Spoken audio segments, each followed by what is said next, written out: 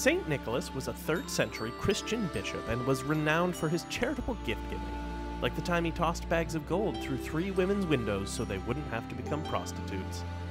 In his memory through the next millennium, children received gifts the eve before the feast of Saint Nicholas.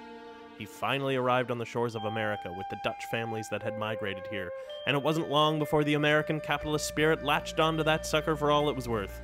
So next holiday season, when you're hopping onto Santa's lap at the shopping mall, tell him you're thinking of selling your body, and if it's the real Saint Nick, he might just give you a bag of gold. We watched A Miracle on 34th Street and Bad Santa. Ah, the French champagne. Champagne! The schlocky movie from this week may be the schlockiest film we've ever seen on this podcast. I'm Mr. Pink. Sis Blue. So Miranda hasn't seen Reservoir Dogs. Those men's children are all identical clones of Adolf Hitler. Once they were men, now they are land crabs. Amanda Bynes is a national treasure. There's like a bunch of other shit that happens in Driven. Is there? Secret Nazis. Yeah. Secret Nazis. Hey, Daddy lost his eagle. I hope So- no one from my family listens to this podcast. The Citizen Kane of the week is... I need a haircut and a beard trim. Anyways. Don't trim the beard or cut the hair. Weed makes you so vain. I think you should just maybe just like trim your I don't know, actually. You just trim your bangs. Just trim your bangs. Just shorten this. That one, yeah, there you go. Yeah, No, get a that's good. mullet. It looks good if it's like coiffed off to the side. You're like peak Tobey Maguire Spider-Man 3 right now. I know. My sister Especially with said this I black- look like Kieran Culkin. You do also look like Kieran Yeah. Culkin. Kieran Culkin from Succession? Yeah. Like a little bit, I think. Oh no, quite a bit. I don't know. Speaking of Spider-Man, is anybody excited about the multiverse Spider-Man? It's the only Marvel movie that I'm even tempted to go look at. Comes out in like a week. Yeah. I'm going to watch it. Okay. Yeah. Let's do this. Yeah. All right, I'll introduce this. Hey. God damn it. No, okay, no, but you do it though. Like, please, okay, Dan, you do it this time, because. Okay, ready? We did this last week. I know, last week. and it doesn't get any easier. I don't know how to greet people from the start of it. So okay, ready? Is it the countdown that throws you off? It Would does it be easier throw if me. we just like organically... Do you want us to turn our backs to Just you? like I just like totally turn your back so you can't, don't look at me. I can only turn invisible when no one's looking at me. So okay, ready? Hey everyone, welcome to the podcast. Is that you can't just laugh at me Sorry, again? No, it was good. It was good. Yeah, no, keep going. I was just uncomfortable.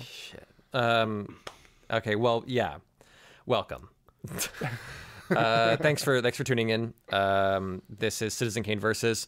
If it's your first time here, thanks for joining us. This is a podcast where we take a movie that's considered to be more of a classic and we compare it against something that is schlocky, linked by some thematic or word in the title or actor Something. theme connection. Anything. And then we just kind of talk about them and decide which one we think is actually better. And that's the thing. So that's the thing. And if you enjoy this episode and you want to give us a like on whatever you're watching, or review us, or a comment, or I don't know, a boost us on the infosphere. Just tell your friends. Honestly, like, just tell your friends. Yeah, just like in passing with a friend, be like, "Oh, I listened to a podcast last Yeah, night." it was like it was not like super great, but they sounded like good guys. So like, here you go. Yeah, Yeah. word of mouth. Add us on the metaverse. Yeah, you can find us in the multiverse. Yeah, we'll be waiting there for you in VR. How does the metaverse work? Does anyone know? I think they just collect your information more effectively now. But then what does it do for the consumer? Is it like a VR world? Is it like a Matrix? That's Do what you they're have an going. That's what avatar? they want. They want Yeah. to buy all IP up and just make a big a place where you can go to pretend your life isn't shit, because So there'll be like Anyways. malls there and stuff. That you can spend real money on. Yeah. digital and you can items? go and like ride a T-Rex from Jurassic Park and like hang out with Winnie the Pooh. And is it VR or is it just in front That's of what- your No, that it's would real. They actually recreate. Okay, thanks, John. Nanobots. Right. And we have 2 more Christmas movies this week. So the theme this week worked out really well. It's great. As mall Santas, and it's beautiful. I know it's a lame thing to say, but I had a great time watching these movies this week. Yeah. Like, I thoroughly enjoyed both of them, I have to say. I was Spoilers. really ready to hate Miracle on 34th Street. I was too. And I was primed. Dang, if poop to me, I say. Yeah, poop to you, Sean. Yeah. Dan? Poop. Yeah. So To you. yeah. Whoa. Okay. There's so here's some things. So, so fun facts about these movies. I always forget that we do fun facts. Yeah, we just we thought it'd be a good idea, and then we never invest in it. But something I noticed, the like chief makeup artist, I forget what their title was in Miracle on 34th Street. Mm-hmm. It was someone named Ben Nye. And Ben Nye is now one of the major like show makeup or just makeup in general like brands that there is out Brands? there. Yeah, like Ben Nye is a makeup brand. Yeah, that was our kits we got at George Brown were all Ben Nye stuff. And the key makeup artist on 34th Street. Okay. Was Ben Nye. So it must be. Interesting. I just never thought it was like a real person. Oh, there you go. So I was That would be a like, pretty Fun fact. weird name to just come up with for Yeah. a brand name. Yep, it would. yeah. Ben Nye. Ben Nye. But it also just sounds like Ben like- Nye, the makeup guy. well, yeah. Yeah. Ben. You were gonna? I was going to do that. Okay. Oh. Also, does anyone know did Macy's pay for all of this movie, or like did don't anyone know. check that? Because it's a Macy's ad, right? I didn't. I did see that the like I think MH Macy is what they keep calling the head Macy's guy, and he died in like the 1880s, and the Macy's family actually sold their department store in like the 1890s or something like that. Oh, so, weird. So there is no Mr. Macy. yeah, there's no Mr. Macy at the Okay. time that this film was made. Interesting. Yeah. I would be surprised if Macy's funded this movie because they don't exactly paint Macy's in a positive light. It isn't really a Macy's ad. No, except for everyone saying the word Macy. Totally. Yeah. Yeah, and But being, all the backdoor conversations make Macy's look like a shitty corporation. but it's like, I don't know. It's like they do. It's like Macy's is a whole character in the movie. Like the Macy's, Totally. the store gets to have an arc where it goes from being materialistic or whatever to being about embracing the spirit of Christmas. But they say very clearly they're not embracing the spirit of Christmas. They're doing it for more profit. So their arc is just finding a better way to make money off of consumers. Yeah, but using the spirit of Christmas, like it's a win-win. It's like using Christmas to achieve the American dream. Yeah, I guess. I think the operative word there is using Christmas. and using Kris Kringle in particular too. Correct. Yeah. Correct. A fun fact, also 34th Street, is the studio didn't want to release it as a Christmas film because movie sales were better in the summer. So it was released in June, and the Santa angle was kind of withheld in the marketing. It was focused mainly on the romantic couple. Oh. And The then romantic couple? that was the marketing focus. That's yeah. like 0% of the story. Yeah, in this right? movie. It's also like a romantic. Yeah. It's not. Suddenly he comes up and he gives her a kiss on the Romantic. cheek, and you're like, oh, I guess you're together now. Yeah. Because you've been around enough. He's courting her. Yeah. Oh, yeah, and apparently I just read a thing here that said the studio didn't get consent of Macy's and Gimbel's until after filming had concluded. So no, they just really Ooh. loved, like, they really loved Macy's, I guess. Well, that's I good. mean, Macy's is a villain in the movie. I don't know if they love Macy's. Macy's is a bad guy in the film. The guy who works for Macy's is the reason why Santa is on trial. The reason why Santa is revered by Mr. Macy's because they're money-hungry suits. Yeah. I'm actually surprised that Macy's gave their consent after the movie was filmed. it was a different time. I guess so. They're Yeah. like, we'll be in a movie. Yeah. I wonder what they a did in the moving remake. picture, eh? Yeah. Yeah. I wonder what they did in the remake. Hasn't there been like 3 remakes of this? Isn't there a TV know. movie version from Sure. like the 50s? Yeah, with the No, Matilda was in the Matilda's in the 90s. 94 theatrical Correct. remake. Correct. they did like a gritty reboot. They did like a Like a 45 noir version? minute like a Yeah. noir version. Yeah. So you're a Santa, eh? That's what they say. Who's talking? I'm waiting for the all CGI 2022 reboot. Right. Yeah. Where Yeah. they just like deep fake Where Dasher, Donner, Orson Dancer, Welles and- as Santa Claus. And Dasher, Donner, Dancer, and Blitzen break in at the end to rescue Santa and just shoot up the court and get him out of there with a helicopter. That sounds fucking great. Again, I feel like this came up recently. This is what I'm waiting for them to do with CGI. Yeah. Like the fact that CGI exists and they keep not making movies like that it keeps bothering This me. is a problem. When they use CGI to recreate someone, they're like they used someone. They're an old person now, but we made them look younger. I'm like, please stop wasting this technology. Yeah, give us crime fighting reindeer. Give us like please, and just call it crime fighting reindeer. I would watch the fuck out of that movie. Yes, please. It would be on this podcast. It would be. Yeah. I would start my own podcast about that movie Sure. and just do weekly episodes about Like, so we watched it again. Yeah.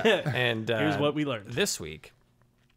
So let's get into it soon. So first, in case you're not familiar with these movies, let's get a quick rundown with some thematically connected summaries of the movies. Ladies and gentlemen, boys and girls, children of all ages, Citizen Kane Versus is proud to welcome you to Mall Santa Mayhem 2021. Introducing first, in the red corner, a jolly, old, and potentially senile man who is determined to prove to a Macy's employee and her daughter that he is the real-life Santa. Coming in at 96 minutes, starring Edmund Gwenn and Maureen O'Hara. Miracle on 34th Street.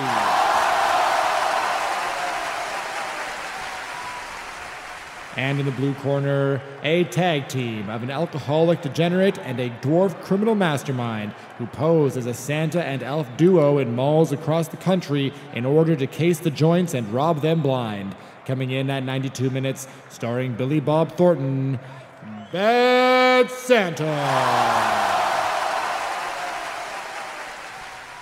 Thank you, announcer Dan.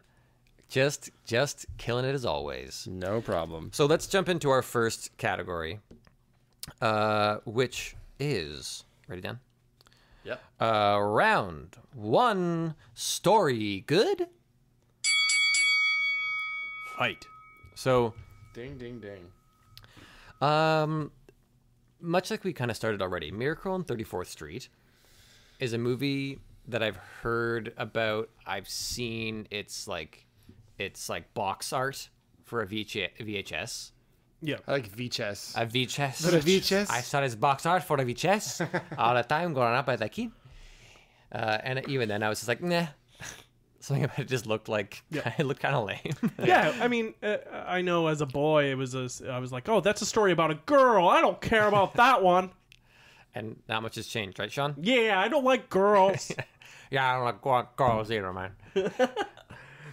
So, yeah, but I was like familiar with it. Like I'd heard the title like a billion times. But I'd never seen it. And now that I've seen it, I'm like, oh, I actually knew nothing about this movie.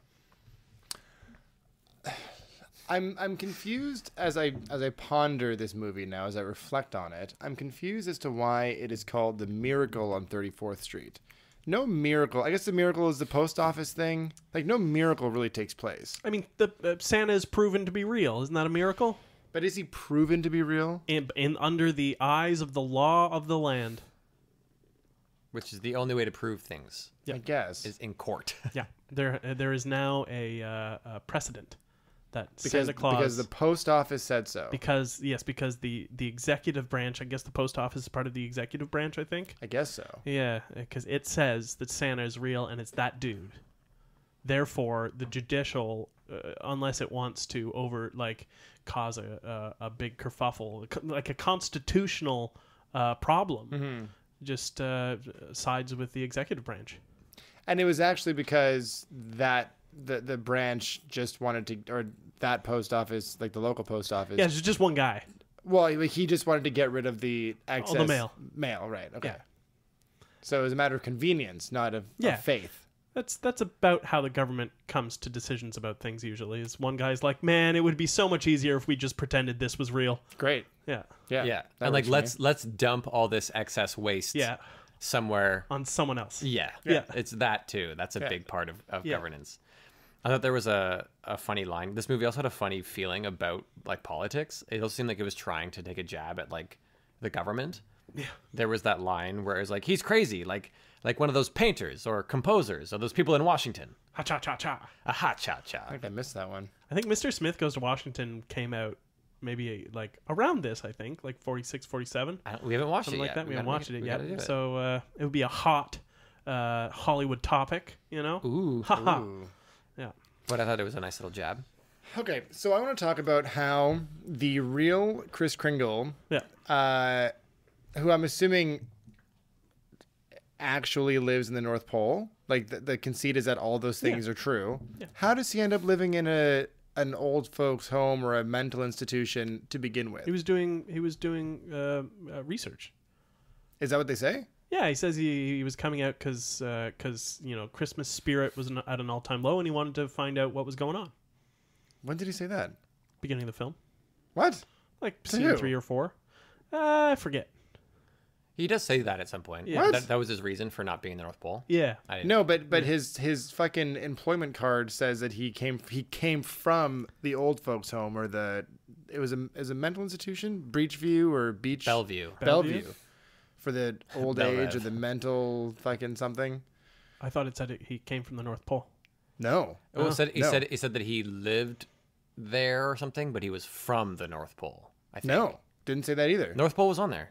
Yeah. Fucking 100% it wasn't. It was. I I'm will. gonna look- I'm gonna look it up. I'll put money on this. Yeah. It said Kris Kringle, from Bellevue, house for the mentally ill or house for the old age or something. And then North Pole. And then it said age. Oh, as old as my tongue, but not as old as my teeth. but not as old as my teeth, or a little older than my teeth. Yeah. And then it said next of kin, and then it named the reindeer. There was no North Pole on it. I swear- paused it on the screen. I swear to God, North Pole was on there. Well, God's not real. Okay, address: Brooks Memorial Home for the love Aged, that you 126 Maplewood Drive, Great Neck, Long Island. Date of birth: as old as my tongue and a little bit older than my teeth. Place: North Pole. What All right. place? Place: North Pole. Next of kin: Dasher, Dancer, Prancer, Vixen, does Comet, place Cupid, mean? Donner, Blitzen. Place of birth, I would assume. Okay, fine. So place. Okay, so even still, my Yeah, so he question was just remains. he was just staying at the home while he was doing his research. Doesn't make any fucking sense. Okay. Yeah. Well, I guess I missed a pivotal line in the movie that left me fucking scratching my head for 90 minutes. Pay more attention. Dude, I tried. Okay. I so actually did. so there's a key story thing that I'd actually like to bring up. Besides the one that the major plot hole that I just found. Yeah, the thing that because like whatever, right? So so this movie is the movie K-Pax. Remind me of K-Pax. Oh, that's Kevin Kevin Spacey, Spacey, right? is a like mentally touched alien or something. Is he? It's the movie. Is he an alien? Right. Or and so special, or is he mentally ill? Right. That's the movie. Does it go on trial? It like gets close to that. Like it's like serious. And he for likes sure. bananas or something. He likes bananas. Yeah. But it's like the movie exact same sucked. movie. Like the premise. Yeah. Like someone grew up watching this movie and they were like, what if that movie, but it's about an alien? Like they are the same premise entirely. So someone was simultaneously, as the 94 remake was being made, was also doing their own rework of it, and then the 94 one was greenlit and he was like, fuck, okay, I'll make it an alien and he likes bananas. and I'll get some actor who has like space in his last name. Yeah, who couldn't possibly have any like skeletons in his closet. No. Someone who will be timeless forever. But it ends in the same ambiguous way where it's like, wait, is he really Santa or isn't he? And the same thing happens in the K-Pax, spoilers, where it's like, so maybe what he's saying was true, or maybe he is just a fucking man Santa. who developed a delusion. He's fucking Santa though. It's the same Santa's movie. real, but Santa's real. I want to Wait, repair this movie at some point. Fucking 34th Street versus K-Pax. Was it supposed to be ambiguous at the end of this movie? I think 1,000,000%. What? Really? It wasn't ambiguous. He's Santa. Yeah, I thought he was supposed to very clearly be Santa Claus. He's Santa. Oh, I know. I think it's I think it's like He leaves the cane. The cane is in the house. He's Because Santa. otherwise, everyone just did like an old senile man a really nice favor. Yeah, yeah. What does the cane prove? that he was in the house. It was his cane, Yeah. Yeah. and he's Santa. It How was could right he get by, out it there? was right by the chimney. Yeah. He came down the chimney for some reason and left his cane Because he's there. fucking Santa. Right, exactly. Yeah, but He like, hobbled down the chimney with his cane. but sorry, but you guys are acting like.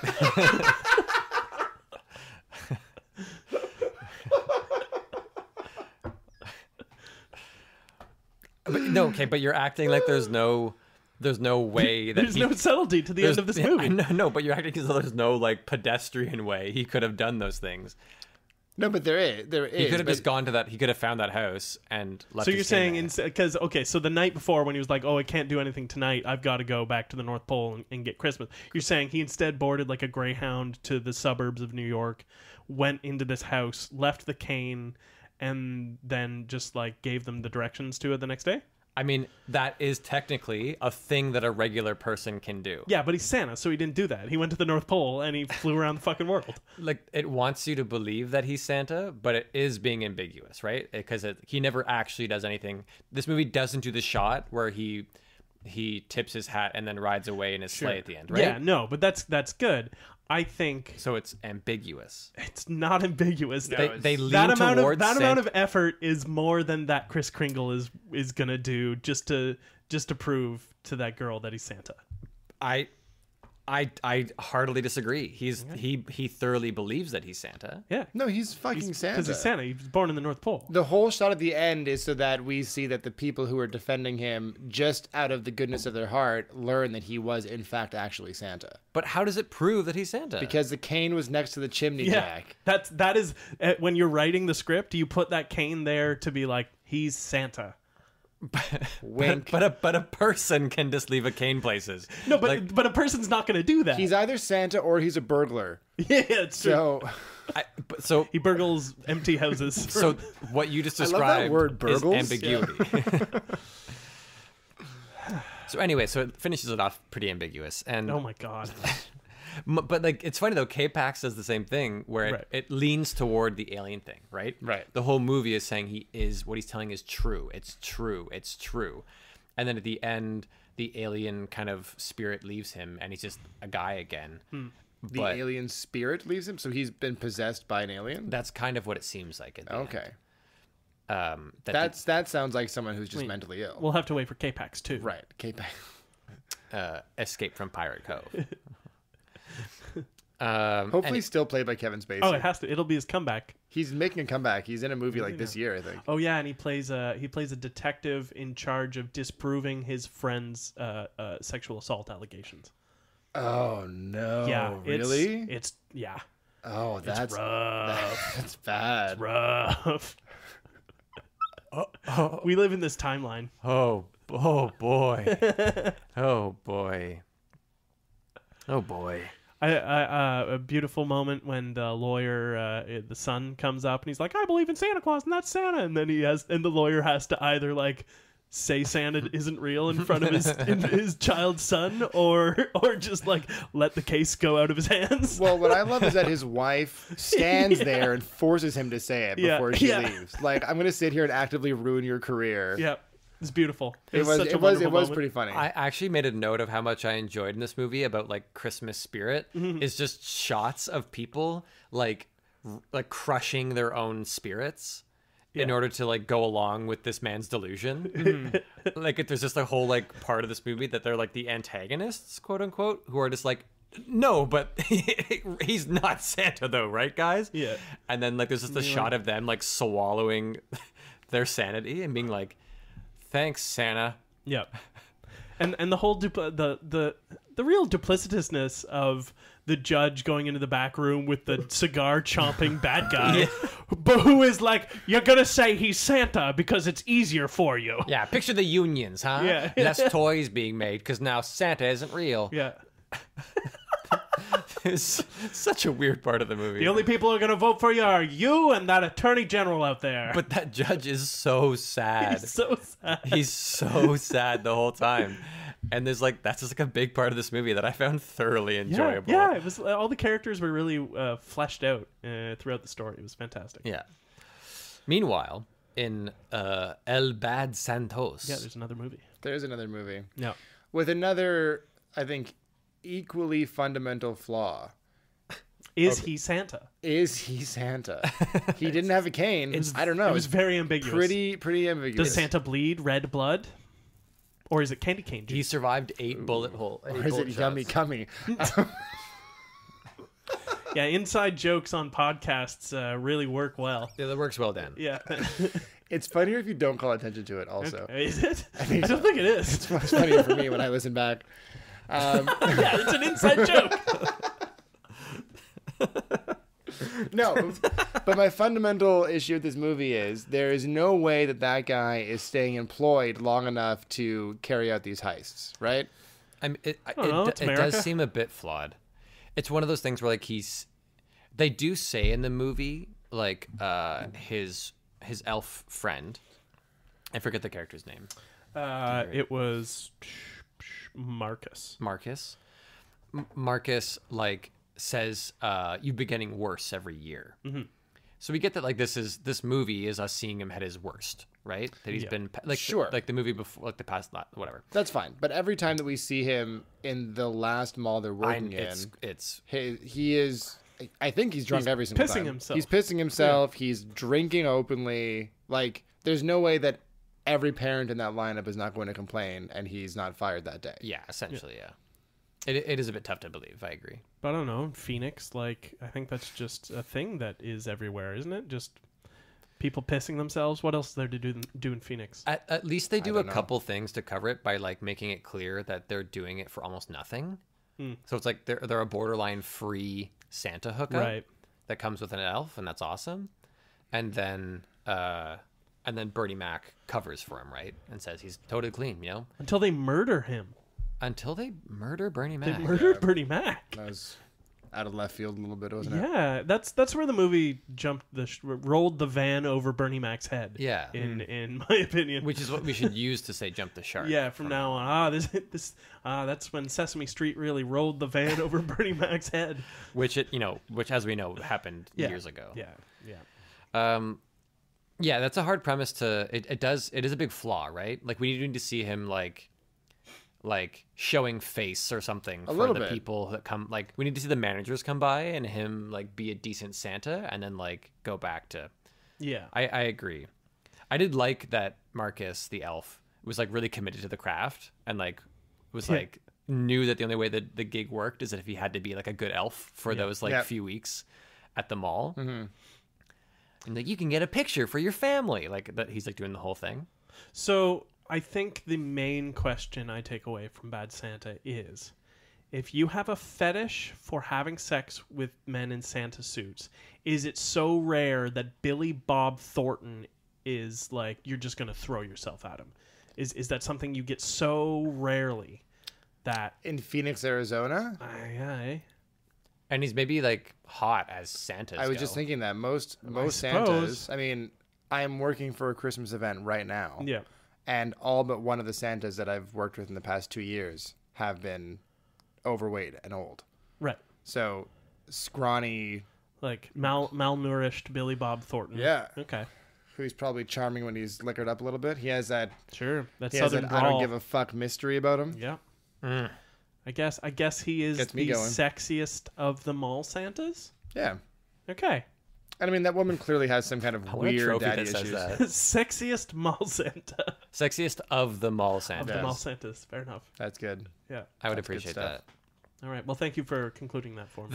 You're welcome. Yeah. This movie is a bit of a delight, but the story almost goes nowhere, and like is pretty weird. His character growth is accepting he should live.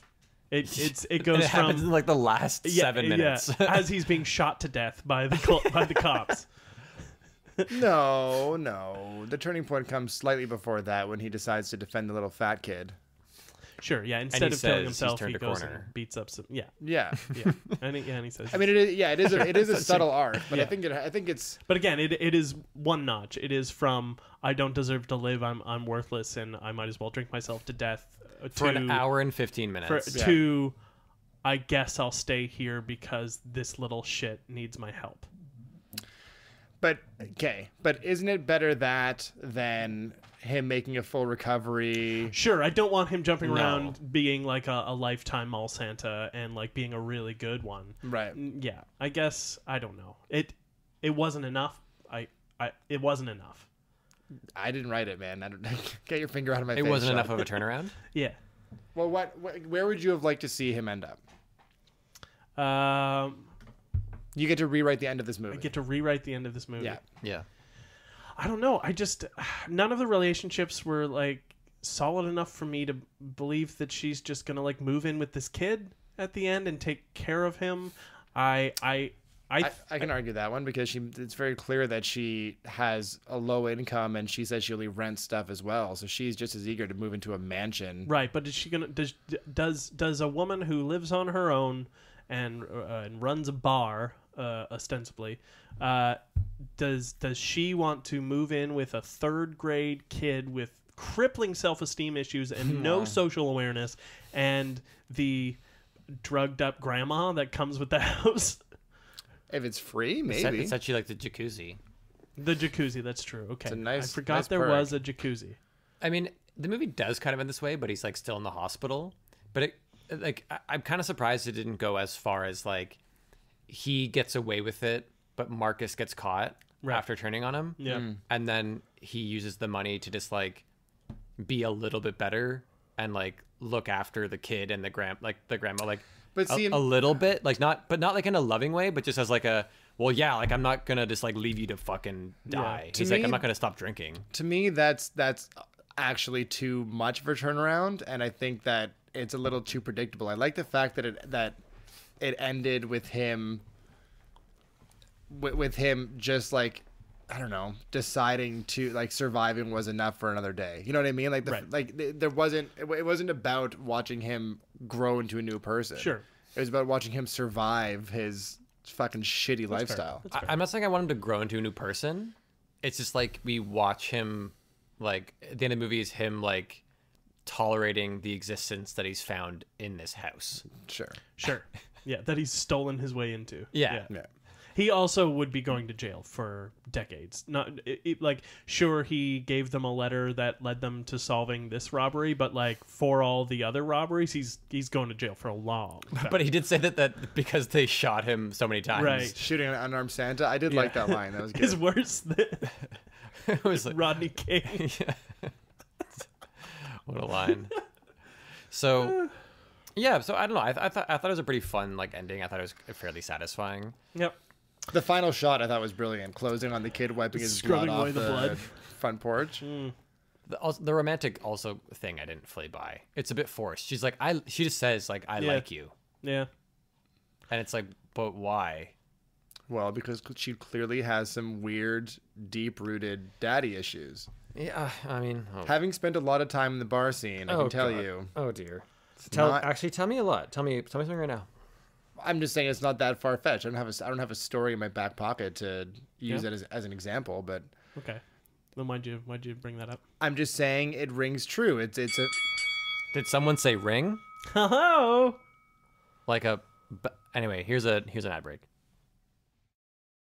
And welcome back. Another lovely ad break. We made a cent, maybe a cent. how does that work? Do we make a cent for every? Let's not get Not, into it. okay, and- like not yeah. even. Yeah.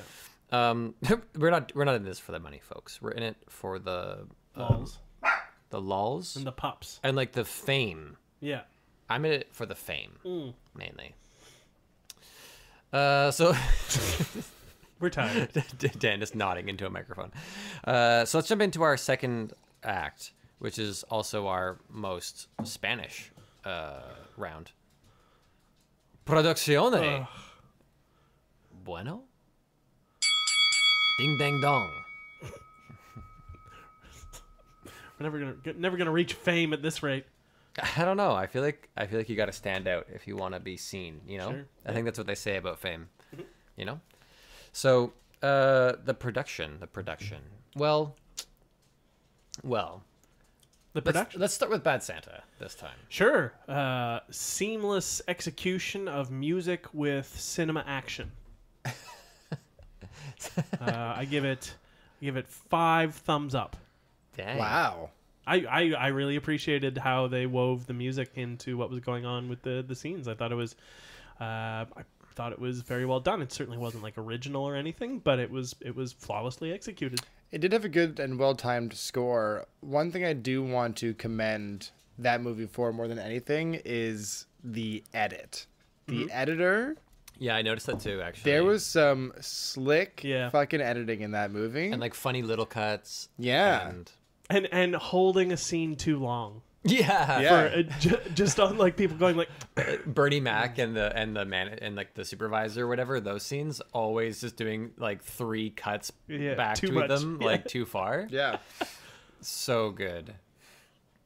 Yep. That's definitely true. It was really good. I'd even say that like Billy Bob's swearing was like part of the score. Like the swearing was like part of the music of this piece. yeah. This was one of like the most cussingest movies.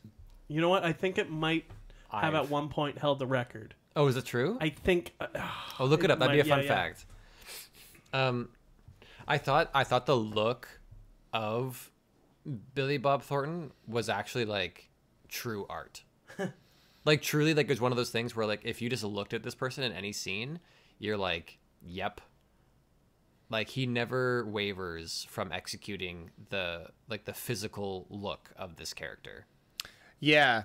Part of me, I mean, maybe this is a testament to his acting, but I wondered through the whole film how far away this character was from the real Billy Bob Thornton. You know what I mean? Yeah, I truly don't know. I don't know what he's like. Yeah. Is he known for being I have no idea. It just seems like such a comfortable role for him. he seemed comfy. He did seem comfy. He's not method, comfy. is he?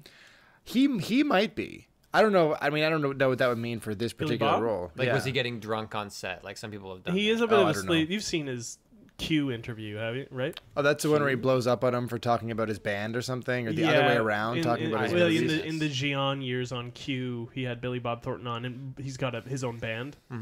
And he comes off as more of the asshole with Gian in the room.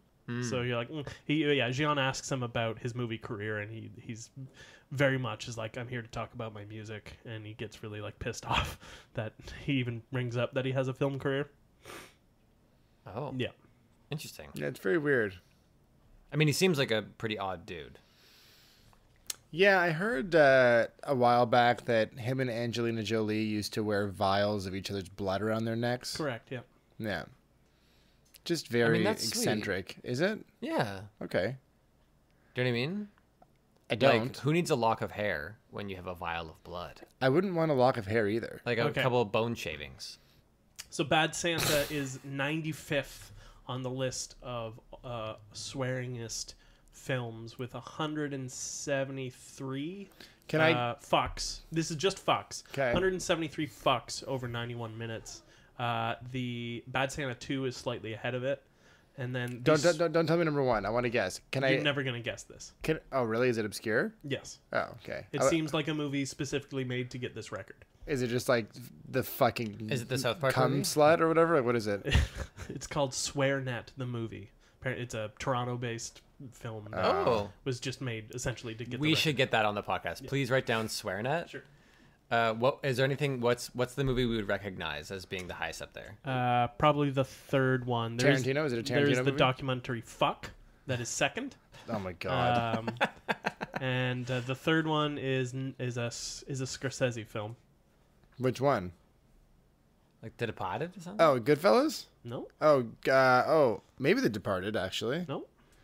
A Scorsese film? The Irishman. No. The Wolf of Wall Street. Oh, yeah, of course. Oh Yeah, yeah. yeah. And then Uncut Gems, weirdly, at 4.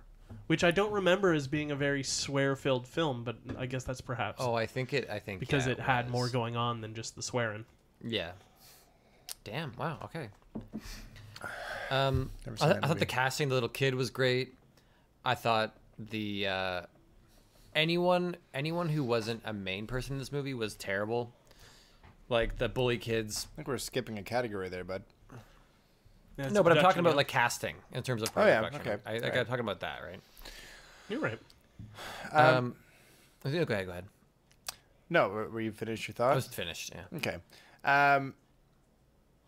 I guess a negative point I have about Bad Santa was it felt like the director was trying to be a little filmmakery with the movie. You know what I mean? Like, Explain. Like the shot of the cigarette. yeah, being pulled. just some of the choices felt very art house to me, Yeah. and it confused me as to what kind of like what the genre of film I was supposed to be watching was. And some of it just didn't tonally fit. I thought that overall the cinematography was fitting of the film, and then there's a couple of choice shots throughout that felt very almost too dramatic. Right. The opening one, for example, I thought the idea of setting him up as, you know, the lone drinker in the bar was nice, but like the orchestral music playing Yeah. underneath his solemn walk outside to loved the it. throw up I silently. loved it.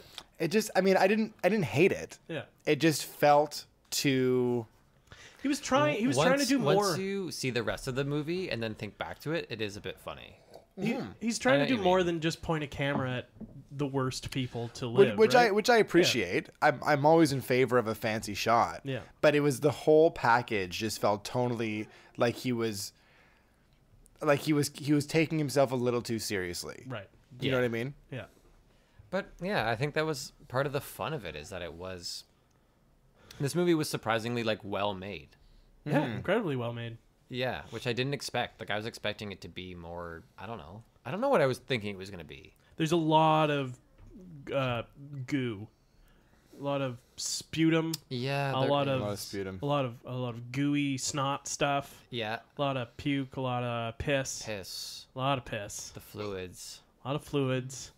Yeah, and eating sounds, a lot of eating sounds, a lot of eating sounds, smacking, smoking, smoking. People Oh, eating eat- oranges oh, in the a weird way. oranges, Yeah, yeah. I've never seen someone eat an orange like that. Well, Wait, he was clearly directed to be as disgusting as possible. I guess so, yeah. Yeah. I mean, he wasn't even really eating the orange. No, No, he he was was He was just like like, sucking it dry. Yeah. oh dear. Which goes, it's foreshadowing. It shows that he's going to, take these two and he's going to suck them dry and then just throw them out. See, way too art housey. Yeah. Although, you know what, though? I mean, kind of circling back to a comment you just made about not knowing what the movie was going to be. I think maybe that's why that had a negative impression on me. The fancy shots. That sounds The so. fancy, the fancy shots. shots. You're a film student, sir. I know. As soon as it left my mouth, I was like, that was wrong. But you know what I mean? And I think it's because I had a certain idea of what the movie was going to be or should be. Right. So when I was faced with this kind of, elevated version of this story, Okay. Fancy shot. a fancy version. He did more than just stick a camera on it. Billy Bob Thornton. Why is it that when impersonating a stupid person, they automatically are from the South? Do you, It's centuries of classism.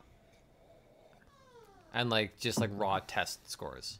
I think my dog needs water. Oh yeah, I can hear the whining sounds from here. Maybe you can too. If you hear the whining sounds of Daniel's dog, Send your in box tops. 30 box tops and a check made out to cash for as much money as you want to give away, and Santa Claus will give you hope. Plant your seed Yeah, today. This seed will come back tenfold. yeah. We should just start a church. I think we should start a church. We should start a church. My family would love that. Ooh. But this one of those ones where they send us money, like the seed money. Yeah, a church. Yeah. Holy seeds. So speaking of holy seeds, Miracle on 34th Street. Ooh, what a seed. They had lovely shots in this movie that I'll never forget. Really? Shots Yeah. like drunk Santa being stripped by clowns. Yep. One of my favorite things to have happened in all the movies we've watched. Just in public. Just in in broad daylight public. on a float. And they're not these are just people hired to be clowns by the floats, and she's like, "Come on, strip him out, get out of those clothes." Yeah. And just two random clowns are like, "Well, I guess we better do what she says," like, and just fucking tacitly go and start stripping this man. Yep.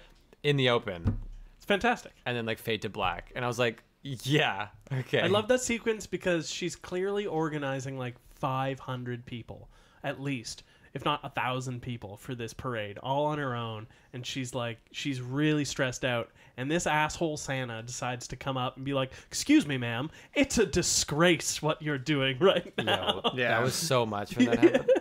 But I also want to just point out that she is clearly frazzled. Yeah. But the shot where we first beat her, she Where we beat is. her? I said meet. Okay. It did sound like beat. Did it, does it beat? I think I might have like had a small burp in there. When we first beat her. No, the scene where we first beat this woman is when she's surrounded by people. Yeah. And so the idea is that we're supposed to get the sense that she is panicked and stressed about the organization of this yeah. thing. But she's the only person freaking out in the shot. There's like 6 or 7 people around her Yeah. who are just standing very calmly They're waiting for an lifers, assignment. And she is the one being like, "You go there. You're supposed to be on go there." fifth. Yeah, and And they're like, okay. yeah, exactly. There's no sense of chaos around her. She is just freaking out, which Yeah. I loved. They filmed all the Macy's parade stuff on location at the 1946 Macy's parade, which was apparently in like sub 30 degree, negative 30 degree weather. So it was really cold, and they only had one shot to get their the like little dialogue bits with the parade happening behind it. So Oh, they all wow. had to be like on it. Yeah, That's Dang. tough. yeah. Okay, because it didn't like when they're sitting in the window. You mean? No, there are a No, few because scenes down that's on the that's street. not. That's a green screen. Yeah, It's that's like a- their like, that's- version of a green yeah. screen. Yeah. Yeah, that's Just like a projected behind them. But you mean like the other stuff, right? Yeah, Damn, that's kind of hardcore. yeah, right. It's kind of like guerrilla. But I kind of love that though, being like, we got today for like this. We have this brief period to get these takes. So like, let's prepare and execute that. I find that kind of hardcore. Yeah, huge props. What do we think about the design of Santa in this movie, or not Santa? It's ambiguous. Classic. It is what all Santas drive themselves from henceforth. You know, how Santas hold themselves. What year did Coca-Cola release the design for what we now know as Santa Claus? 1942. So just a couple of years I'm before. lying to you. Oh, are you? Yeah. You bitch. Yeah, I have no idea. Probably Okay. sooner than that. Yeah, probably it within would have the had last to have been 30, before. 40 years. It would have had to, no. It would I have think had to have been- earlier than the. Yeah, it would have been before this movie. It Hmm. would have had to have been, because isn't that where we get our idea of like, Polar bear Santa Big well, beard, not rosy polar cheek bear Santa, but yeah, big rosy cheek, From bearded. Coca-Cola? Yeah, I don't know if it's from Coca-Cola. I'm almost positive, man. I don't know if it's from Coca-Cola. I think it was their marketing Isn't that. Chris Kringle supposed to be a fat guy with rosy cheeks? But the idea, like the Santa the- Claus. the modern day Saint image Nick of him. wasn't necessarily didn't look Jolly like that old Saint necessarily. Nick? Yeah, he he was had just like like a a guy in a robe brown robe. Yeah, Yeah, it was different. Right. Yeah, that's true. the big red white beard thing. I Santa, think, as right. we know him, I think is Coca-Cola. Okay. We have cocaine to thank for Santa. Hey, we have cocaine to thank for a lot of movies. Yeah, and And just society. probably like the invention of planes. Those Wright brothers were doing a lot of nose candy. Like in that hangar. probably, you know what I mean? Yeah. I'm just guessing a lot of things. Truly, we have to owe, Yeah. to drugs Yep. generally. Thank you, drugs. Thank you, drugs. This episode brought to you by drugs. Do them. There's a whole Purdue theory Pharma. that states that we wouldn't actually have evolved into modern day humans without psychedelics. Oh, are we going to? Is this a Joe Rogan podcast now? It's not a Joe Rogan thing. It's just We did a this last week. it's just a theory. It's not a Joe Rogan podcast thing. It's It's called the stoned ape theory. It was it's called. I've this- actually been doing a lot of research. it was into posited this. by Terrence McKenna, who came many years before Joe Rogan. Okay. and then appeared on the. He was dead long before Joe Rogan ever came out. Okay, fine. Yeah. So suck it. Yeah. This movie like looks fine. I thought it was. It's a movie from the Yeah. 40s. So all the interiors kind of look like Like they look a bit flat. They're a bit dead. Everything was shot with urgency, though. I always had this sense of moving forward. Yeah. In every scene. It did clip along more than I kind of thought it would. Yeah. High energy. And I thought the tone of it was actually very funny. Mm-hmm. Like I was expecting it to be so like soft and like, and it's not. They're like, there's a little sassy little kid. Mm-hmm. It's like, I thought so. Natalie Wood. Yeah. Yep. Who grew up to be the West Side Story. Maria. Maria. Oh, whoa, really? Yeah, she was nominated for Academy Awards and Golden Globes. I think she won a couple, maybe. Holy shit. Yep. Yeah.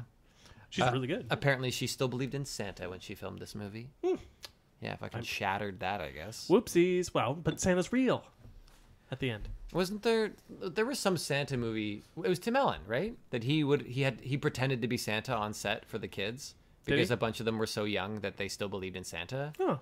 Oh, I kind of love that. I know, it's like one good thing about Tim Allen. I mean, and the show Home Improvement.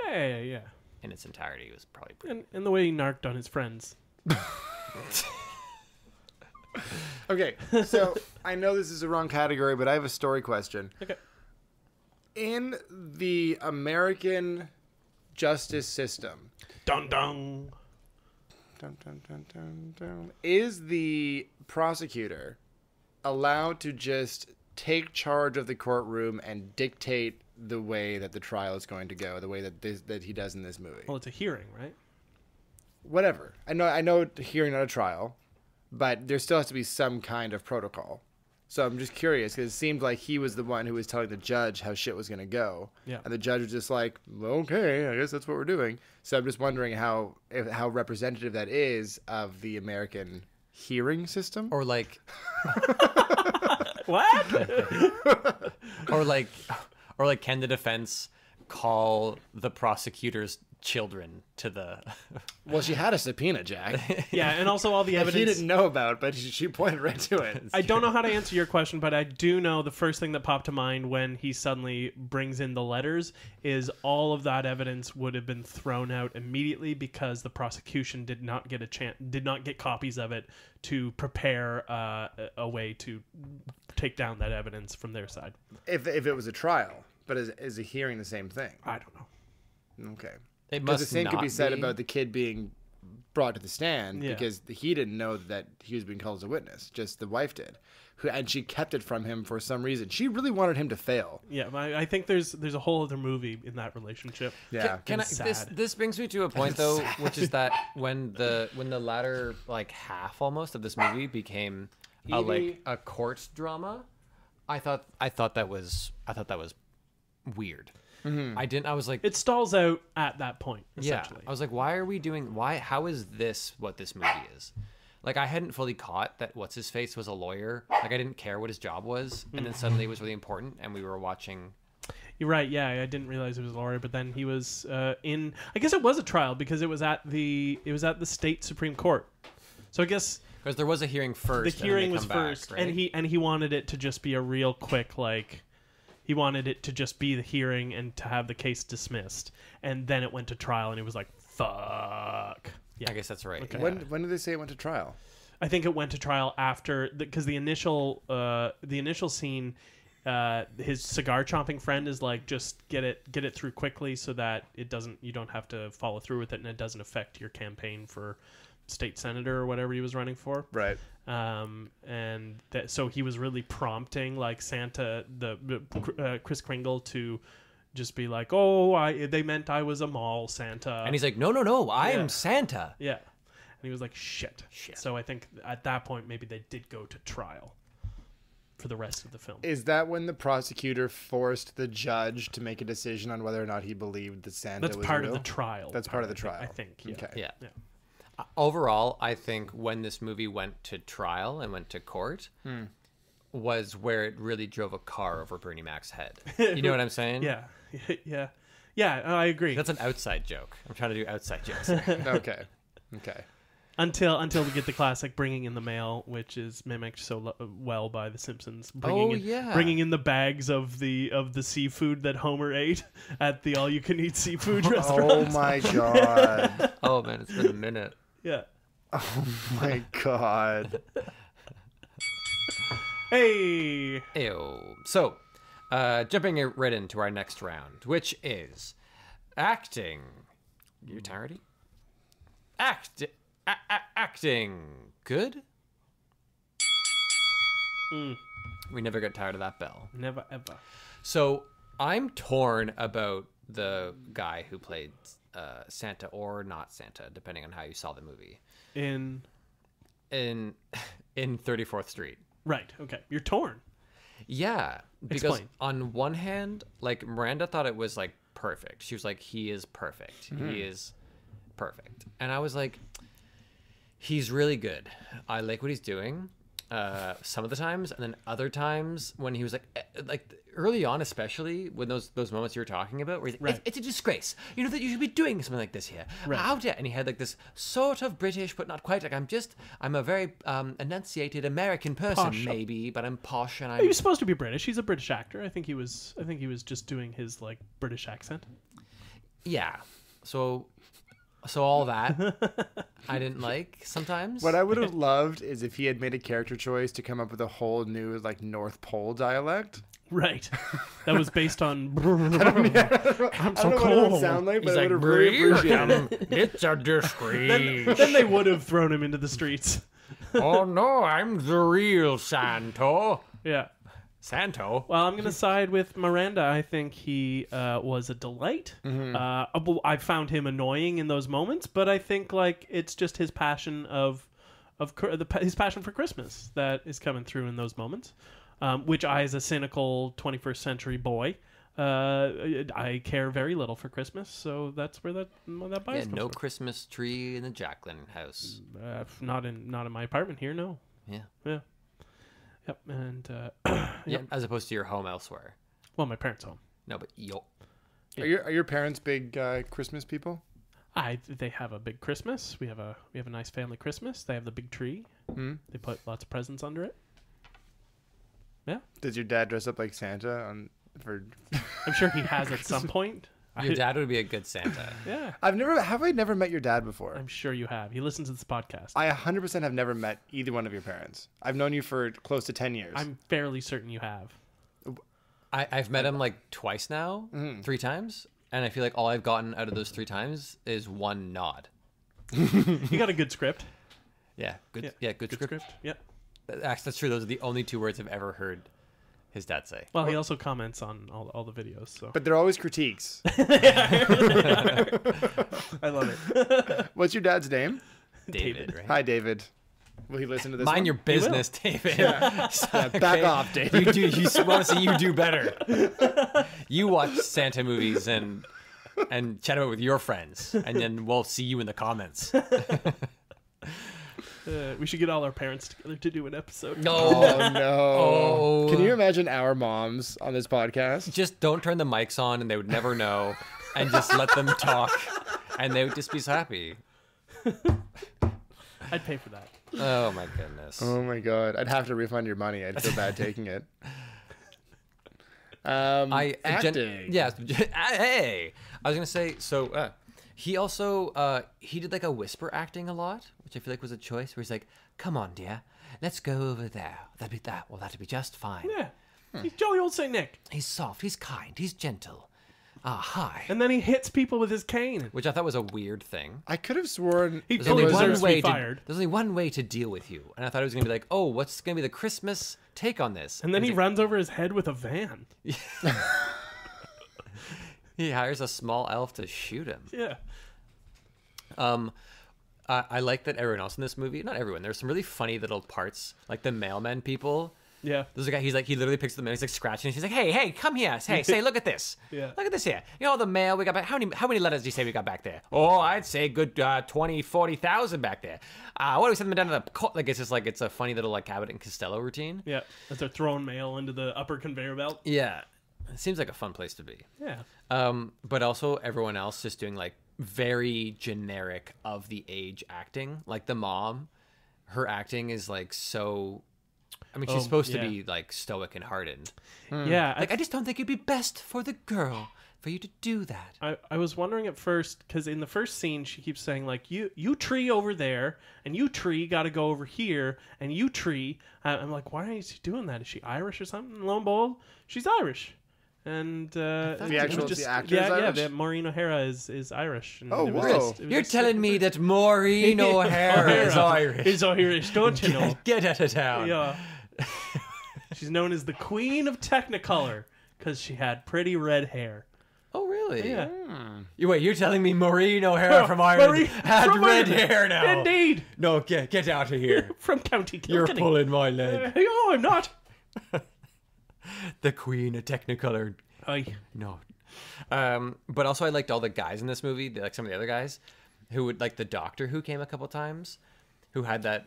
He spoke in a way that I wish I could just speak a few times in The my jackass life. doctor? No. The one who came. He's like, oh, he's no trouble. Oh, yeah. He's a nice fellow, really. Yeah. And they're like, thanks for coming. He's like, it's no problem. Bye bye. Yeah. Like it's like the elevator's closing. He's like, no problem. Bye. Yeah. And like I think this is one time in my life that I want someone to be like, hey, thanks for coming. And I go, it's no problem. And they go, thanks. And I go, okay, bye bye.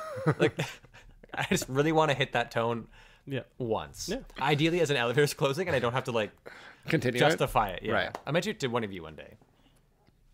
Okay. All right then. Bye. Bye. I'm gonna finish the Bye-bye. podcast today. Like that. Okay. Bye-bye. That's called foreshadowing for those of you interested in it. Oh. Is it foreshadowing if you just outright Tell? say what it is? I mean, I think it is the That's called basis spoiling. For... Yeah, it's called yeah, yeah. spoiling. Is Yeah. that's just the old word, the new word for foreshadowing. I thought Natalie Wood was pretty good in most scenes. Sometimes she was an annoying kid, but other times it was like, oh, you I got thought she was sensational, man. yeah. She was, for a kid actor in the 40s, yeah, I'm going to kill this dog. Whoa. And that's on a podcast now. I know. Yeah. A podcast 7 people will hear. What would Maureen Wood say? Santa's not O'Hara? real. I looked into Natalie Wood because I was like, that honestly, that's an actress I don't know much about. Yeah. I feel like I should.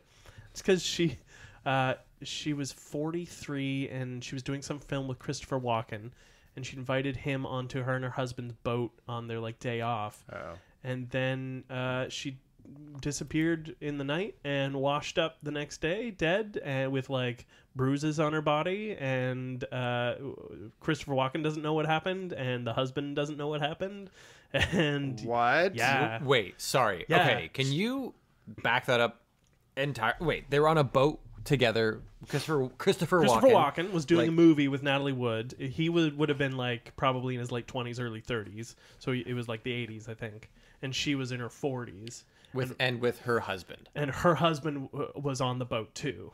And Christopher Walken says that they were fighting when he left the boat, and he doesn't know what happened. And she had bruises on her body when they found it the next day. But the official cause was like accidental drowning.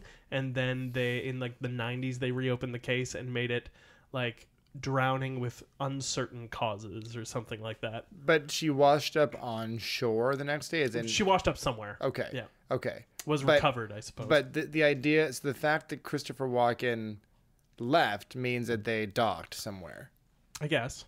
Yeah, Okay. I don't know. I didn't dive too deep. I just scanned the Wikipedia entry on He's her a good death. swimmer. Yeah. He.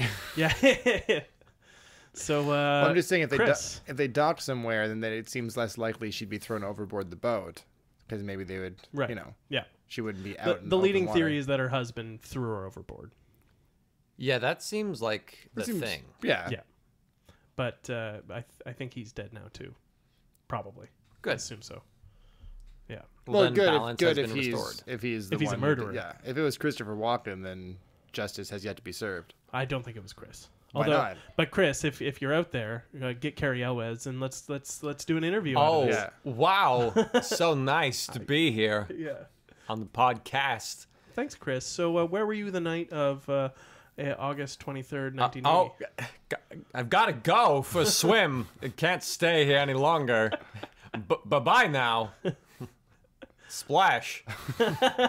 He's a good swimmer. Swim. He's a good swimmer. He's a great he's a swimmer. great swimmer. Bye-bye, Chris. Yeah. Bye-bye. So yeah, I thought that was whack. That is whack. Yeah. That's super whack. Unsolved mystery. Let's do a unsolved mystery podcast. I missed that show. There are so many There are unsolved too many of them. Yeah. Yeah.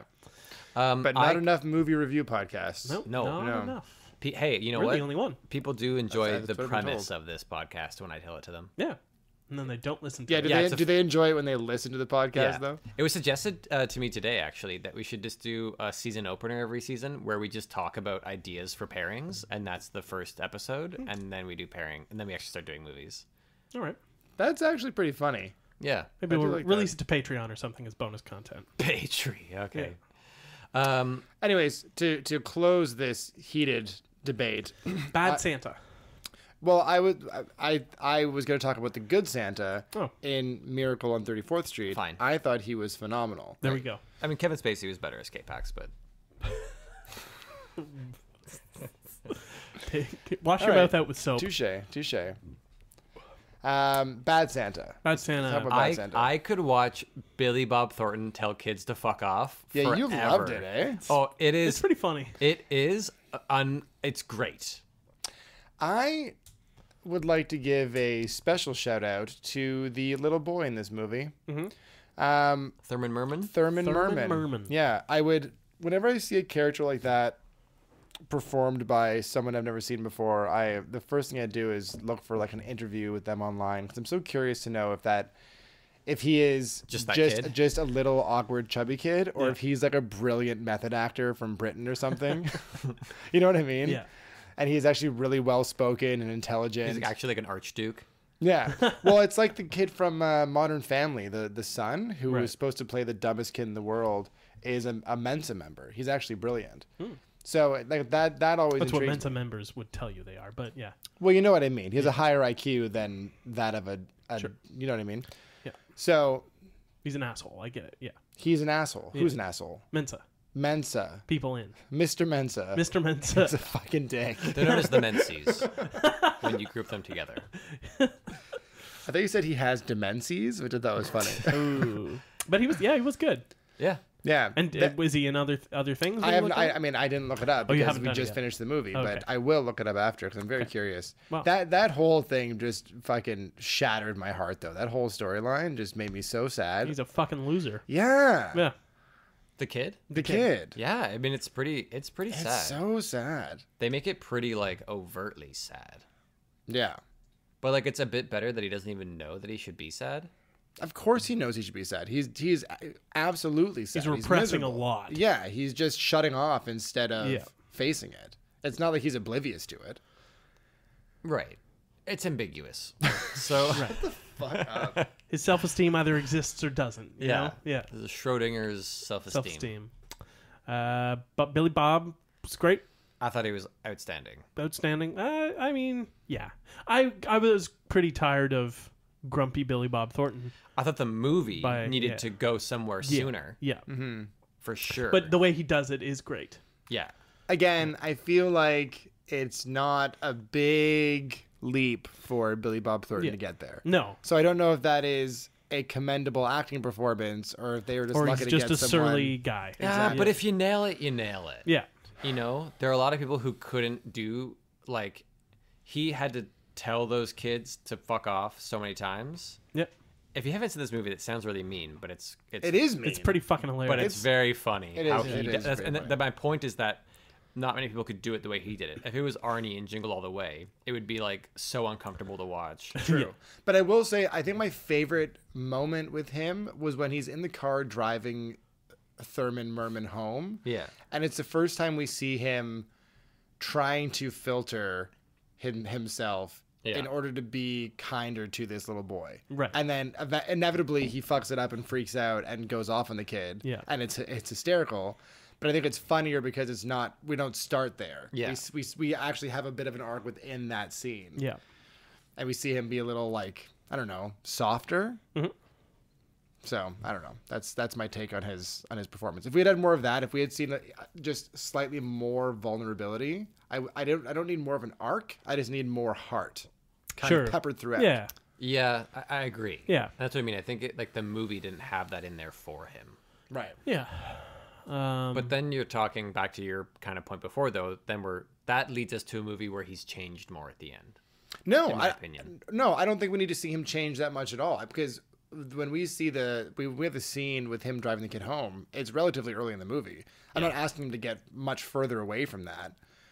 I just want to see he beats the human up the kids, Dan. I know. What more do you want? I just want to see the human part of this guy who is so damaged and broken, because otherwise we're just looking at an asshole. It is like unrelenting. Yeah. It is. Yeah. It does get really tough. Nonstop. And as you say, to the point that it eventually kind of blows holes in most of the plots of the movie. Of like, how is he employed? Why does Lorelai want to be around him at all? Yeah. That didn't bother me that much. It's just the fact that they had a job, they could hold on to a job long enough to rob them all. It didn't make any sense. There's no way that I'm they have a willing to job past suspend day my one. disbelief for the crimes. Lorelai being like deeply into him, But it's not. But she's not in love with him. She just wants to fuck him because No. he's Santa. but like, No, but by the end of the movie, no. By the end of the movie, Yeah. By the end she's of the like down to movie- help look after the kid with him, Okay, and like but- is looking at him like But she's gonna that be his baby daddy. that happens all the time. she's really underwritten. This movie is really unkind. Shockingly, an early 2000s raunchy comedy is unkind to its female characters. Surprise. Lorelai there, it has nothing to do except say "fuck me, Santa," and Cloris Leachman, one of the like all-time greatest comedic Yeah. actors, so underutilized. just sits in a chair and goes, "I'll make some sandwiches," and she kills it. She kills She it. kills yeah, that she line. deserves an It's a award great for that performance. But like, you have Cloris Leachman in your movie. Do something with her. What kind of stuff did she do before she was like Mel the Brooks. horny old lady? She was in Mel Brooks. Well, let me look up a filmography, shall I? I want What was that? Let me look up a filmography. Oh, shall I? okay, Yeah. all right. Let me look at I will also say I found Lorelai to be just as charismatic as What's always. her name? Something Graham. Something. Lauren Graham? No, Allison Graham. I don't think No. so. That's further. Lauren away. Graham sounds right. Ashley Graham? No. No, No, that's a Lauren serial. Graham sounds the closest. Heather Graham? No, that's another. No, That's a that's British another lady. actor. That's what? British. No. British? I don't Heather think Heather no, Graham that's- is the chick from Boogie Nights, Yeah. the blonde. Yeah, from Austin Powers. Yeah. Yes. Right. No, she's not. That's right. Not. Yeah. Very not. I'm British. thinking of the anyway. Well, yeah. So Liz Hurley. Mary Tyler Moore show. That is who you're thinking of. She was on Cher's sketch comedy show, Twilight Zone, Butch Cassidy and the Sundance Kid, Twilight Zone. Spanglish. She's in Castle in the Sky, Raising Hope. Yeah, tons of shit. She's in like predominantly Young Frankenstein. She plays Frau Blucher. Oh, Young Frankenstein. amazing. So predominantly comedies though. Like that's Yeah. always been her shtick. Yeah. Okay. Yeah. Is she still alive? Died this year. How old Really? is she? Old. Okay. Ah, Yeah. Well, old. all right. That's an old age. Yep. Well, rip Chlorleach. You know, as she was known. Paul Ritter and Bernie Mac sharing scenes together. Yeah. Like Also lovely. both passed. Yeah. Yeah. Paul Ritter died just before this film came out. Yeah. It was in memory of him. Yeah. That's very sad. He didn't get an end to his arc. Yeah, he didn't. And he What was was his phenomenal. arc? I like That he was like He needed nosy. some He kind was of he was the spineless manager. his arc needed to be that he actually has a secret raunchy side that is revealed when they drive past the sex club or something and he's walking in with like 6 leather daddies or something Or he starts hooking up with someone in the Big and Tall. in the big and tall Yeah. and finds true love. Yeah. Wait. I'm realizing now that I might have missed a crucial plot point in this movie. How did the cops get tipped off? He said that fucking kid. He gave the kid a letter when he was trying to kill himself in the garage. Oh, and he gave it to the kid. And the kid gave it to the gave it cops. cops to the cop. early. Yeah. Oh, right. Yeah. Yep. But I thought Bernie Mac was great though. Yeah. Well, He I was thought he was great there. at the beginning. He was good at the beginning and then quickly decided he wasn't in the movie anymore. Yeah. Yeah. And then he straight up just died in a really weird sequence. Yeah. Where like how'd they get ahead of him? And specifically, and Yeah, the how movie did they- really rolled a van over Bernie Mac's head at that And, they're point. like, and then seriously, Yeah. and then Bernie lights up a cigarette and leans up against his van, Yeah, he's chain smoking. For Always no chain reason. smoking. Oh, because they have said that he's a chain smoker. So Yeah. maybe I guess there you go. lighting the cigarette with the old cigarette. Did you ever do that? Yes, I was Wow. gonna say that brought back so many memories from my teens. Does it feel cool to do that? No, normally you do it when there's no lighter around. Oh, gotcha. Yeah. How did you light it in the first place? Well, normally I would do it. I wouldn't do it chain smoking. So like I would light one after another. I would use somebody else's cigarette to light my cigarette. Gotcha. Yeah. Gotcha. Yeah. Okay. Yeah. I wasn't much of a chain smoker. Right. What's a cigarette? Well, Jack, someday when you're a bit older, we'll buy you a pack. All right. Yeah. That'll be fine. Bye-bye. Oh, I guess we're done. I don't know. I think so. That's something that line up perfectly, but there's 2 more seconds. Yeah, you failed. Fuck. All right. Let's do an ad. Go ad. Go, ad Rangers. Sorry. Hey, welcome back. Yeah. Boom. Whoa. Energy. Pow. So let's jump into our kind of quick mini round, which is round 4, rewatchability. Excellent. I mean, go ahead. No, you go. You go ahead. Okay, whenever I just don't do this. Okay, I'll go. No, you go, Daniel. I think that both films have a strong rewatchability factor. I'm not usually one for Christmas films. I guess now I'm more of a classic movie watcher than I was a year ago, thanks to this podcast. For sure. For sure. Yeah. I agree with that. Is what I'm saying. Yeah, like I didn't dread. I got some phlegm in my throat. Cool. Sorry, everyone. I didn't dread 34th Street this week. And normally, you know, Right. in the past when we were gearing up to watch a movie from the 40s, I would be suicidal. That's a bit extreme. You have no idea, man. So, yeah, but I think that both films were quite strong, and I can see myself. I mean, I'm for sure going to watch 34th Street again because it's one of Maurice's favorite movies, and I wouldn't hate a rewatch. I might actually see it before I see Bad Santa, but that doesn't mean that I wouldn't watch Bad Santa again. I thought it was also Bad Santa took a little longer to acclimatize to, but definitely still a strong contender for a rewatch, especially if I'm introducing it to somebody. So I don't know. That's my take. Yeah, I have a very similar, I think, evaluation of it. Get your own thing, Jack.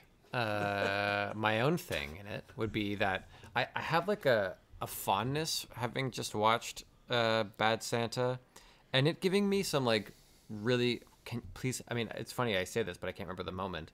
But like giving me like real, true like belly laugh moments. Bad Santa? Yeah. What was that part that like? It killed you? Yeah. Uh, Do you even remember? You were busting a gut when he was in the car with the kid. But there was a certain line in particular. Anyway, but I don't know. You enjoy watching kids get verbally abused, I've learned. who that- doesn't? yeah, I don't know. I didn't know that I did, but I certainly did not know pretty to the fucking hilarious. to what degree you enjoyed it. Like we found a thing with you today, I think. Oh, 100%. Yeah. Yeah, Which yeah. was really funny. I think that's why kids like naturally don't like me that much. Like they Do know. kids not like you, really? It comes and goes. Generally, they What does that mean?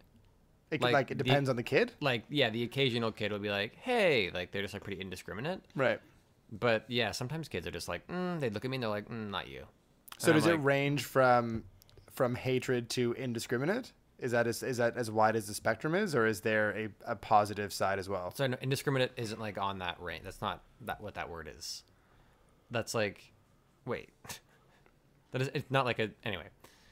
No. Like neutral, not indiscriminate, but neutral. To neutral, yeah, it's closer to like it's usually like they just are like they're like just like nah, it's not even hatred, they're just like Right. Okay. like it's just like it's gonna be a no. So Right. mall Santa's not a career for you. Yeah, they're like, you don't look like mommy and you're not my dad, so it's gonna be a no. That's interesting though, because dogs love you. Yeah, dogs like me. Yeah, and it's the same kind of energy you get from little kids. Dogs are essentially toddlers. True. Yeah. Yeah. which is why I would watch. I'm trying to watch. Pull this back. Yeah. I don't know. I feel like From dogs or toddlers. I can just feel how much it bothers Sean when I when I derail a conversation. Give a shit about this. I've long given up on this podcast. No, what do you mean? So all that to say, it just made me laugh. Truly made me laugh a number of times, and so that makes me feel very connected to it. I also laughed quite a bit watching 34th Street, to be honest. It was funny as shit. There's funny moments in there. Yeah. Funny little acting choices, funny little lines. Like it's Like how sassy Santa got. Sassy Santa. Sassy Santa. He was pretty sassy. He was pretty damn sassy, especially when he was talking about people who think they're psychiatrists and have no right to be so. It was pretty great. It was pretty good. Very specific rant Yeah. from a Santa. From a Santa. From like an is he or is he not Santa? But he's been mentally checked out a lot, you know? The fucking moment where he starts speaking Dutch was dope. Yeah, yeah. That's Santa like- Claus. that's and like- then they start singing their creepy Dutch Santa Claus song. Winterflaus, vliffen Sinterklaas. let persistence. Winterschlaus. Winterschlaus. Winterschlaus. Anyway. Schloss. But, Yeah. you know, it's like the old Marvel movie, like superhero moment. I was like, do it. I remember it coming, and I was like, do it. Do the superhero thing. Speak Dutch. Mm-hmm. That's where I was like, the movie was like. That's where the movie to me makes the boldest claim that he is actually Santa, Yeah, more than the cane. for sure. The cane doesn't mean shit. I don't know what you guys are on about. The cane in and of itself, it does not prove he is Santa. It's just the fact the cane was It's by the exist- chimney in the house that proves that he was Santa. Yeah, he was in the house and left his cane there. Oh, God. Jesus, guys. I'm not even joking. Like, I don't see how your argument has any. I don't understand. I don't. Okay, so what do you think about I understand the symbolism of it, but I'm not saying it proves anything. It's a movie about symbols. Yep. So how do you feel, Sean? You have 41 seconds. Oh, really? Oh, shit. Yeah. You wasted well, a lot of time talking to Jack about if kids like him or not. Yeah, I sure did. I would say that yes, both movies I thoroughly enjoyed watching, but one movie had a lot of food trauma that I don't really want to rush back into. A lot of like smacking and slopping and like sneezing food and like Sneezing the ice cream onto the face. and it just So staying good. there He for does. scene after scene. Oh, It made me God. very uncomfortable, and not a detriment to the movie as a product, but like for me, I'm less. I'm not going to go back as soon. Right. Yeah. Well, great. All right, let's score these bad boys. But So- boys. So, in our first category of story, hear ye, how do we lay our votes?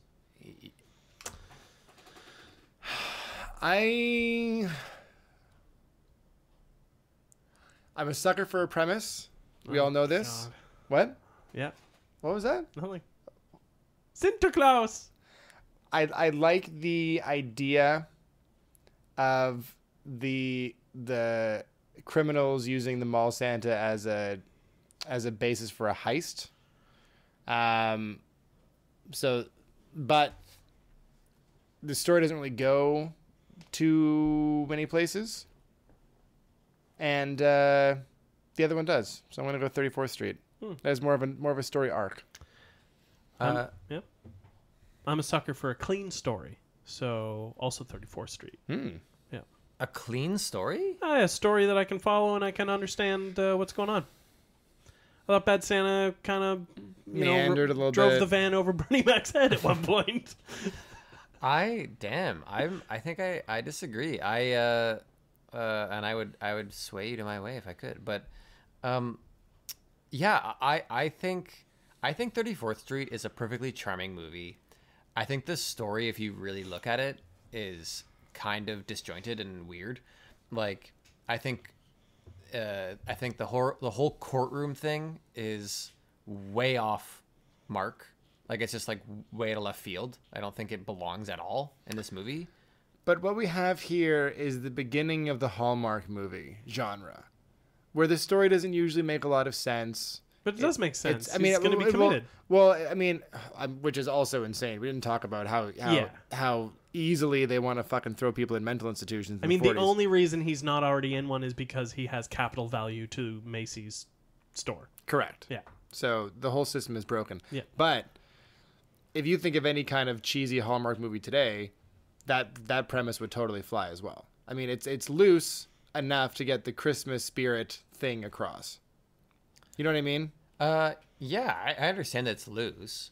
I'm just saying that there are parts of that I didn't enjoy. And I think a big plot point for me that is problematic in the overall execution of the movie Don't say it. is the cane. ambiguity. Oh. No. I liked the ambiguity that was definitely there. It's very K-Paxian, but Jesus fucking Christ.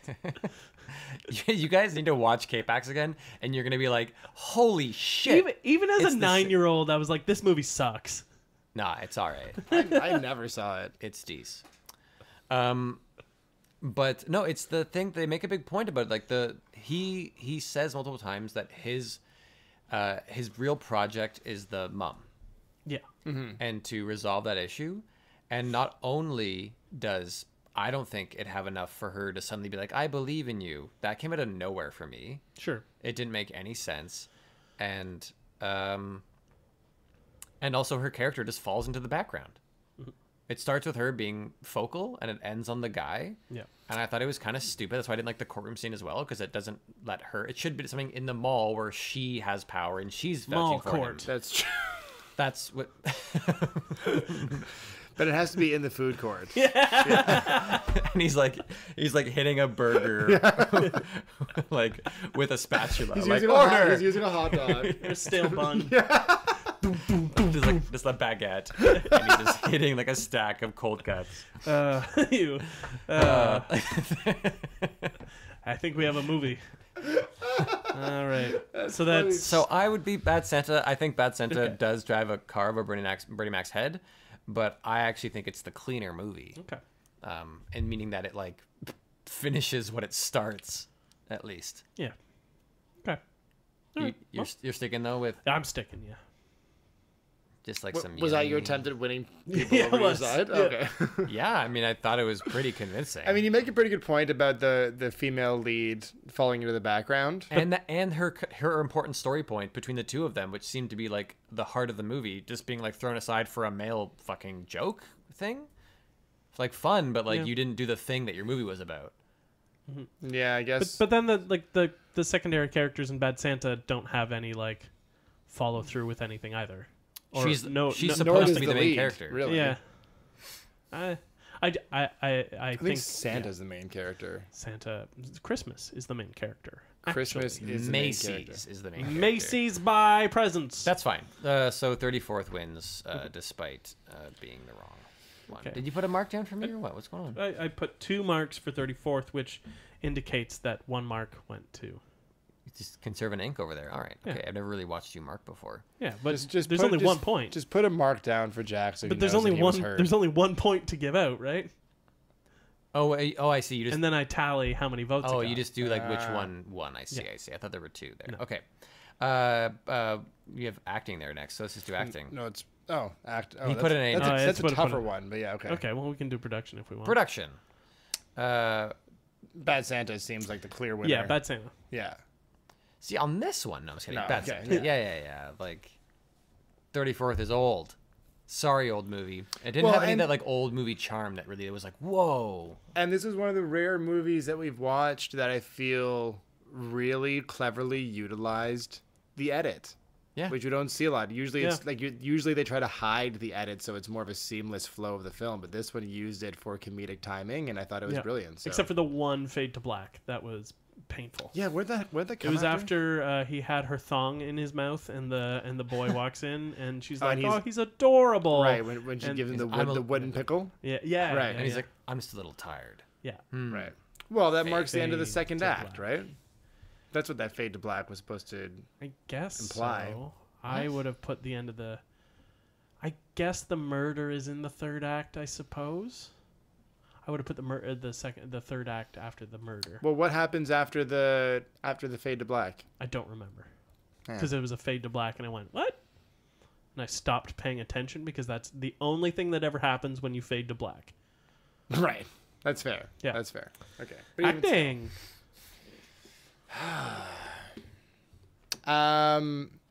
Yeah, I don't know. This is tough. This is tough. It is tough, right? I think that Santa won an Oscar for And- Best Supporting Actor for 34th Street. I will best put that up. supporting actor. Best Supporting Actor. Fuck I the- mean, fuck the Academy. I think rightly so, though. I Yeah. mean, I also agree. Fuck the Academy, but I think he was a fantastic Santa, in a very subtle and understated way. I thought he was a very naturalistic actor, which helped Yeah. sell the character. And Billy Bob is In 34th, Yeah, naturalistic. I thought so. Okay, I thought it was like charming because it was like a kind of kitschy Santa performance. See, I didn't think so. I thought he was leaning into the I mean, the, like, the you know wholesome what? old man. You know what? You're right. I ought to get a hold of myself, and get back in there. You know what? I'll go tomorrow and I'll talk to them. I was like, yo, fuck you. Like it's I don't know, man. like you're doing a charming thing, but it's not grounded. Yeah, I would put grounded as the word, but I think it is a heightened performance because he is playing Santa Claus. But I think he does have the gravity to pull off such a thing. I'm not saying Maybe it is a that's bad a good way job. to put it, I'm actually. just and you're right. It is also heightened. Yeah, I also think Billy Bob is really fucking he's a good. wonderful vagabond. He is. Yeah. And I think he nails it. I think they keep it pretty close for me.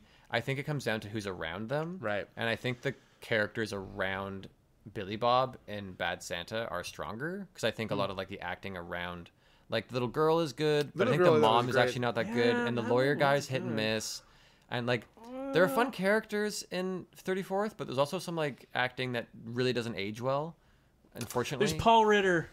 Paul Ritter's Ritter's really good. And Bernie Mac and Lorelai, even though she doesn't get to do much, is good. Like overall, I would just for the whole cast, not even just like Santa wise. For me, it's Bad Santa. Yeah, maybe that's right. If there was more Paul Ritter, I think I would go Bad Santa, but I really liked Santa, and I honestly I liked the mom, and I liked the new dad lawyer boy. The new dad. The new dad lawyer boy. And I liked some of the like random mall people that were around. I think I'm going to go 34th. Yeah, I don't know, guys. I think I have to go Bad Santa. That's a pretty compelling argument. Okay.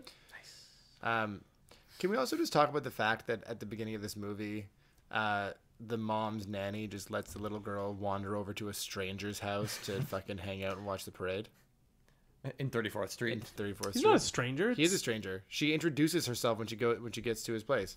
Haven't they been seeing each other? No. No, No, that's complete like stranger. that's- Hi, I'm so and so. Nice to meet you. He convinced the girl to come over so he could get to meet her mom. Shut. Jesus. All right. Rewatchability. Probably Oh. Bad Santa. Oh, I It's know, 34th because I'm gonna watch both of them again. They're both very fun films, but just the food and the smacking and the orange eating and Really hurt you, eh? I couldn't. that really it made bothered me you. very uncomfortable. Here's the thing. I really want to watch Bad Santa again.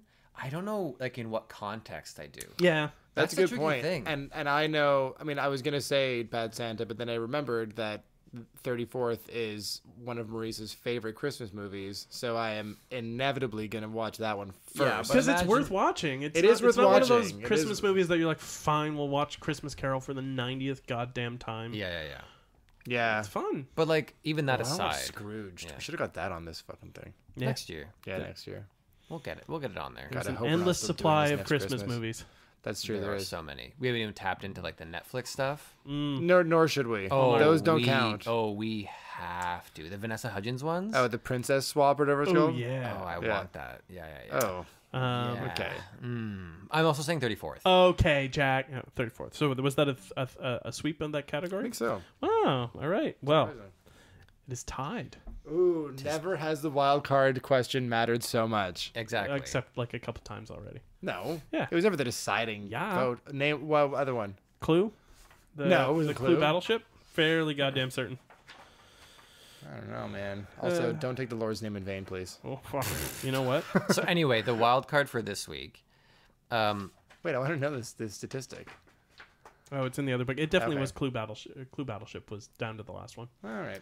So the wild card for this week, as a tiebreaker, is which movie, and this isn't regarding the actual soundtrack of the movie, which movie do you think would be adapted better into a Christmas album? Adapted into a Christmas album. Yeah, like if it were turned into Christmas music. Just like Do we mean like we take the dialogue and auto-tune it into No, Christmas I mean songs? like you take the spirit of the movie Oh. and you turn it into music, So which is a better one- Christmas album. So, what are we at are we playing it at a party? Are we just listening to it in the car? Is it a better Christmas album in terms of which one I would like more or what would sell better? What would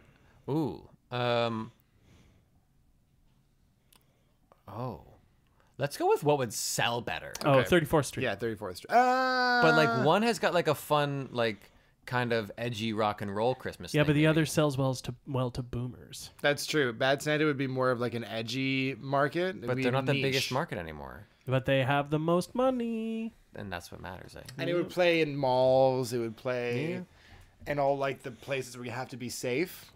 So it would sell better that way. Yeah, 34th. Yeah, 34th Street would be the one. I personally would like the Bad Santa version better. Yeah, I think it would still be successful. yeah. But I think it's a little more niche. I think that the 34th Street is a little more accessible. The 34th Street album you'd put on as the fireplace is just getting its peak temperature, and like you're in that you've had 3 or 4 eggnogs, and you're on your 9th like sugar cookie, and you're just like finding that groove in the couch. Whereas the Bad Santa one, You're like both like a bit drunk and you kind of maybe need to poop. yeah, and it's like, and it's Christmas Eve, and you're like, I really should get home, but I'm having too good of a time right now. Yeah. I've heard Baby It's Cold Outside, yeah. Yep. Yeah. So I think 34th Street. won the parameters of the Yeah, if we question. go with those. And I think it would be 34th for me, maybe either way. Really? Oh, I yeah. think so.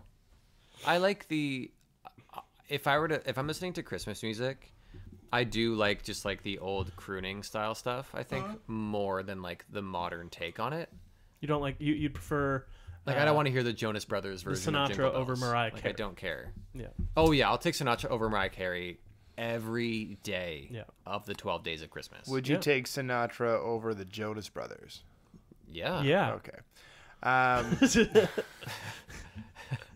Also, was there even a score really in 34th Street? Not a very prominent one. Yeah. Yeah. Well, that means then with a tight score, pretty tight race in the Pretty end. tight. Pretty tight. Both strong movies. I'm not going to shit right for a month. That's from one of the movies. You have to guess which. But with a score of 3-2, the Citizen Kane of the week is Sinterklaas kapoentje, geef het in mijn schoentje, geef het in mijn laarsje, dank u Sinterklaasje. Miracle on 34th Street. Wait, is this where the edit goes?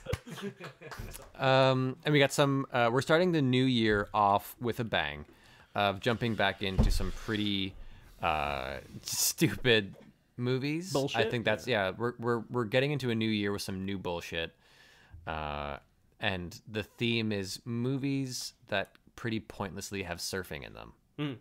Right. That is the link. Yeah. Ultimately, right. Yeah. Is Point Break not about surfing? It's like about bank robbers. But crime. It's a crime Oh, movie. okay. I didn't realize that. Okay, Yeah. I'm much more on board with this now. Okay, great. Yeah, Okay, go good. ahead. Continue. So it's Point Break as the classic, schlocky as it is, but still kind of a classic of action cinema, versus a piece of schlock and personal childhood favorite, Surf Ninjas, The great Leslie Nielsen. and Rob Schneider. And Rob Schneider. So obscure, though. And I think his name is Ernie Reyes Jr. and Senior. Both of them. Oh, Together, right. Together at last. Right. Yeah, The first the son, and final time. Yeah, Ernie Reyes Jr.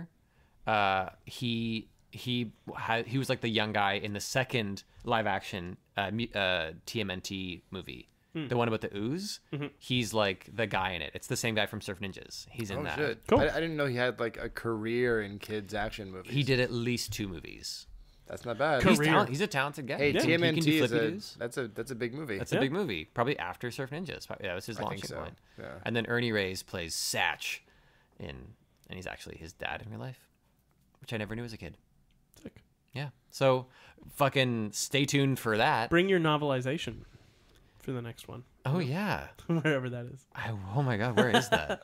Your novelization. Yeah, Sean found me like it as a book. I found him the novelization of the movie. Surf Ninjas.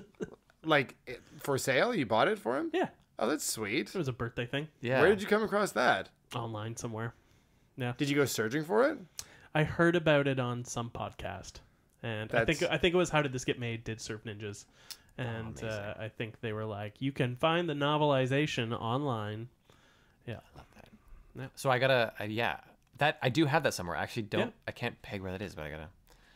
It's not in your library of classic books. It. I mean, I should actually. That'd be hilarious if it was just Surf Ninjas like in there. next to my like Ovid's Metamorphosis. Yeah. Well, that'll be fine. All right. Bye bye.